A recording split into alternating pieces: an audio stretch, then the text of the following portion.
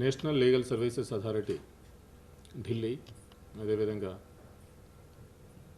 AP state legal services authority Amaravati వారి ఉత్తర్వుల మేరకు ఏప్రిల్ 10 దేశవ్యాప్తంగా మెగా లోక్ అదాలత్ కండక్ట్ చేయడం జరుగుతున్నది. This is the first mega Lok Adalat in this year. మొత్తం టోటల్గా ఈ సంవత్సరంలో 4 మెగా లోక్ అదాలత్స్ జరుగుతాయి. మిగతావి వచ్చేసి జూలై, సెప్టెంబర్, డిసెంబర్లో ప్లాన్ చేస్తాము. సమ్ కేటగిరీ ఆఫ్ కేసెస్ మాకు ఇన్స్ట్రక్షన్స్ ఇచ్చారు, ఏ కేసెస్ మనం టేకప్ చేయాలో. వాటిలో ముఖ్యమైనవి క్రిమినల్ కాంపౌండబుల్ కేసెస్, అదేవిధంగా చెక్ బౌన్సింగ్ కేసెస్,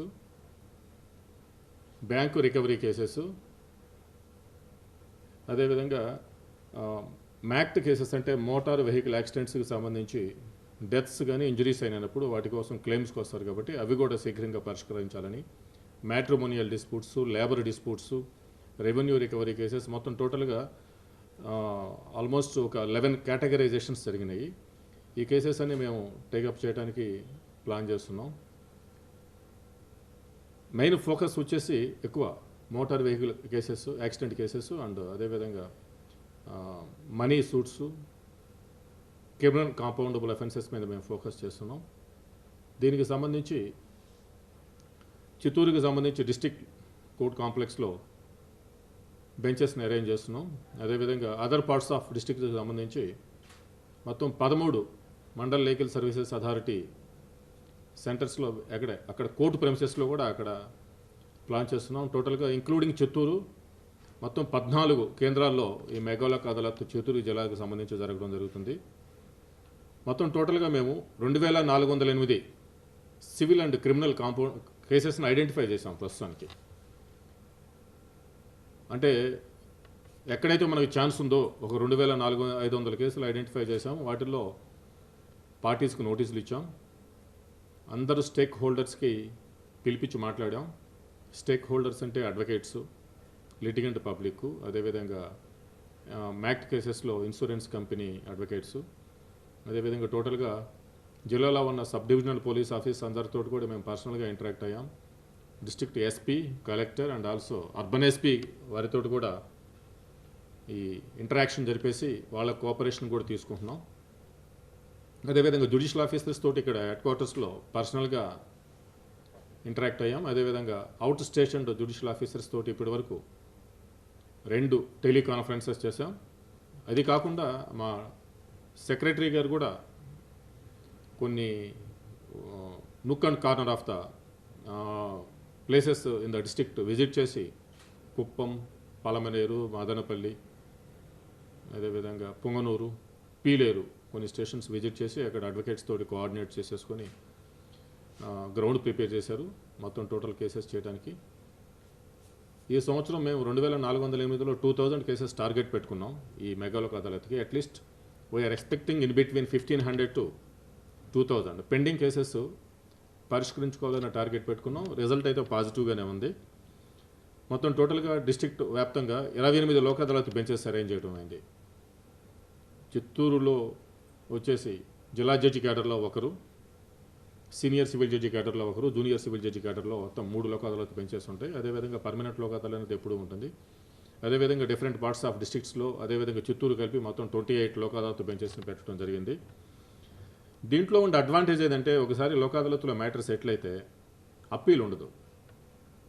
అదేవిధంగా పార్టీస్కి కోర్ట్ ఫీ రిఫండ్ అవుతుంది.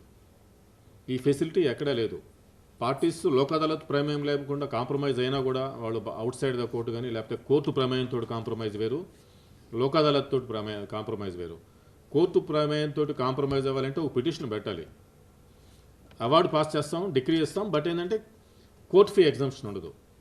అదేవిధంగా లోక్ అదాలత్ ప్రమేయం లేకుండా బయట సెటిల్ అయినా కూడా వాళ్ళు దావాలు నాట్ ప్రెస్ చేసుకుంటారు, కోర్ట్ ఫీ రిఫండ్ కాదు. అదే ఇక్కడ అడ్వాంటేజ్ ఏదంటే ప్రతి మ్యాటరు కోర్టులో పెండింగ్ మ్యాటర్ సెటిల్ అయిందంటే ఎస్పెషల్లీ సివిల్ మ్యాటర్సు వాది ఎంతైతే కోర్ట్ ఫీ డిపాజిట్ చేస్తుంటాడో మొదట్లో ఆ అమౌంట్ మొత్తం రిఫండ్ ఇచ్చేస్తున్నాం. ఇది సపోజ్ ఎక్కువ మనీ సూట్స్లో అదేవిధంగా టైటిల్ సూట్స్లో కొన్ని చోట్ల 10,000, 50,000 కూడా కోర్ట్ ఫీ కడుతుంటారు. సపోజ్ 1 crore దావా వేశారంటే దానికి ఆల్మోస్ట్ కోర్ట్ ఫీ వచ్చేసి మోర్ దెన్ 1 lakh దాకా ఉంటుంది.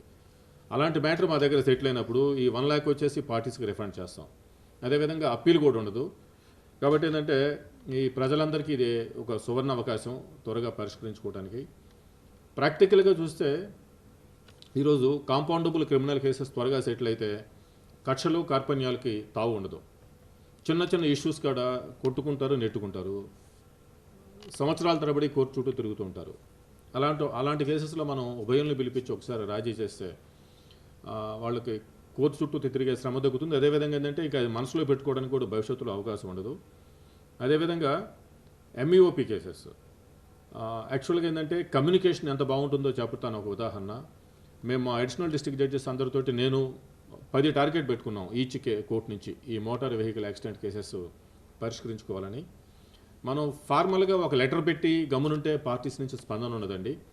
మేము పర్సనల్గా బెంచ్కి వెళ్ళి అడ్వకేట్స్ని పిలిపించి పార్టీని పిలిపించి ఫేస్ టు ఫేస్ మాట్లాడుతున్నప్పుడు they are coming forward very well. కాబట్టి ఏంటంటే communication is the effective way అండి. వాళ్ళకి మనం చెప్పేదేదో వాళ్ళకి హత్తుకోవాలి, అప్పుడే వాళ్ళు రాజీకి వస్తారు.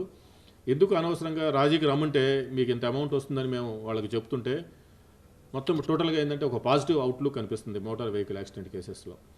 కమ్యూనికేషన్ అనేది ప్రజలకి ఫాస్ట్గా చేరాలంటే electronic, print and digital media. మేము పంపిస్తున్న లెటర్స్ నూక్ అండ్ కార్నర్కి వెళ్ళటానికి టైం పట్టవచ్చు, ఒకసారి రీచ్ కూడా కావు. అదేవిధంగా ఫేస్ టు ఫేస్ ఇంటరాక్షన్ కూడా వాళ్ళని మేము కాంటాక్ట్ అయితేనే ఫేస్ టు ఫేస్ ఇంటరాక్షన్కి వస్తారు. అదే మీరు అనుకోండి, ఈ nowadays almost 50-60% of the people are going through the newspapers, TV and etcetera. కాబట్టి మీరు ప్రింట్ అండ్ ఎలక్ట్రానిక్ మీడియా ద్వారా